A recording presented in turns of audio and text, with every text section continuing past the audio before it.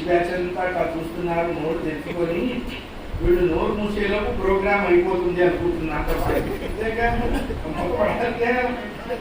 చివరి ఎండింగ్ ఏముంటుందండి, వెంటనే అయిపోతుంది, శుభం కాదు పడిపోతుంది. ఇన్ని రకాలుగా ఉంటే పరమాత్మని చూసి గబ గబ గబ గబ గబ గబ అడుగులు వేస్తూ ఆవిడ అక్కడ దాకా వెళ్ళి అక్కడ తన రాజరికాన్ని చూపించింది. ఆవిడ కూడా ఏం తెలియకపోయే కాదు. కృష్ణ పరమాత్మ అంతటి వాడికి భార్య కావాలంటే టెక్నికల్లీ వెల్ అడ్వాన్స్డ్ అయి ఉండాలి. అప్పటి వరకు చాలా చక వచ్చేస్తుంది అమ్మవారికి. దూరం అయిపోతుందేమో, అనవసరంగా ఇవాళ అయిపోతుంది. పరమాత్మ రథ సాన్నిధ్యానికి వచ్చి ఎంత దగ్గరకు వచ్చింది నాకు ఇక్కడ గోపని గారు చెప్తారు. అలసటను సిగ్గును సంధియంబు అంతకుముందు ఇవన్నీ లేవా? అంతకుముందు అంత ధైర్యంగా ఉత్తరం రాస్తుందే, రూట్ మ్యాప్ చెప్తుందే, ఆయన వస్తాడు అన్నటువంటి కాన్ఫిడెన్స్ తో ఉన్నాడే.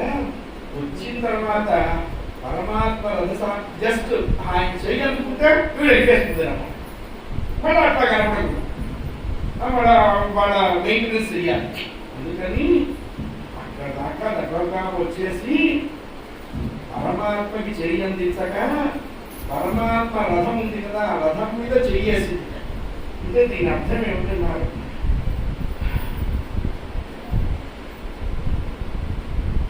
మనం చాలాసేపు నడిచి ఒక గోడ పట్టుకొని కాసేపు రెస్ట్గా ఫీల్ అవుతానే.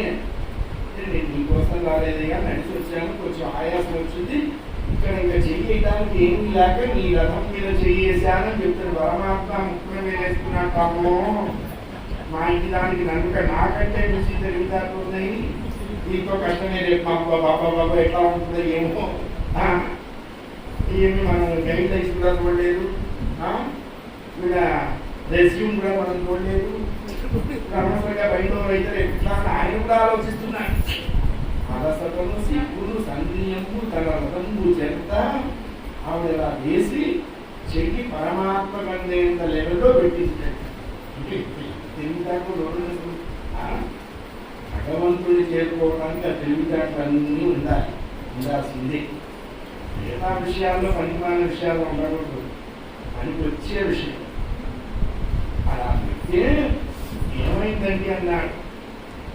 కరుణాసింధుడు, ఆయన కరుణాసింధుడు. వెంటనే ఆవిడ చెయ్యే పడుతున్నాడు. పరమాత్మ కరగ్రహణం అయితే ఆవిడ ఉంటుందే, వెంటనే ఏం చేసిందన్నారు, ఎక్కడి నుంచిందో ఒక్కసారి ఆ నేలని తొక్కి రథం మీద ఎగిరేటప్పుడు కదా పరమాత్మ హృదయం మీద